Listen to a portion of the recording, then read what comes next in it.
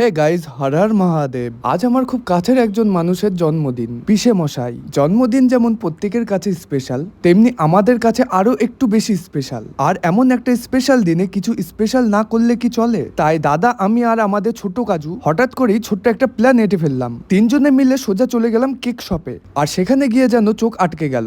একের পর এক ভ্যারাইটি, মন বলছে এটা নে তো চোখ বলছে ওটা নে। ফাইনালি কোনটা নেব সেটা ফাইনাল করতে প্রায় 1 ঘন্টা লেগে গেল। শেষমেশে অনেক বাছাবাছির পর একখানা মনের মতো কেক আর আনুষঙ্গিক কিছু জিনিস কিনে বেরোলাম। যেহেতু পিসেমশাইয়ের জন্মদিন বলে কথা, আজকে আমরা কিন্তু কেউই কাজে যাইনি। এমনকি আমাদের ছোট্ট কাজুও কিন্তু আজকে স্কুলে যায়নি। এবার বাড়ি ফেরার পালা। কিন্তু মাঝপথে কাজু নতুন বায়না, ওর এখনই দরকার ড্রয়িং খাতা আর রং পেন্সিল। সেটাও মিটিয়ে অবশেষে বাড়ি ফিরলাম। তাড়াতাড়ি সবাই মিলে প্রস্তুতি শুরু করলাম। একসাথে কাজ করার মধ্যে যে একটা অন্যরকমই আনন্দ আছে, আর তারা যদি হয় তোমার আপনজন, তাহলে সেই আনন্দটা যেন আরো কয়েক গুণ বেড়ে যায়।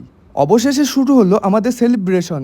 ঘরোয়া ছোট্ট একটা আয়োজন, কিন্তু আনন্দের কোনো কমতি ছিল না। কেক কাটার সময় পিসেমশাই মুখের হাসি দেখে মনে হলো আমাদের এই ছোট্ট উদ্যোগও যেন লাখ টাকার থেকেও বেশি উপভোগ্য। শেষে ওনার আশীর্বাদ আর এক চিমটি ভালোবাসা নিয়ে পুরো দিনে সেলিব্রেশনটা শেষ করলাম। সত্যি বলতে আজকের দিনটা আমার হৃদয়ে বহু দিন থেকে যাবে। এবং তোমরা ভাবছো আমি খেলাম না কেন? আজ আমার নির্জলা। তোমাদের কেমন লাগলো অবশ্যই তা কমেন্টে জানিও।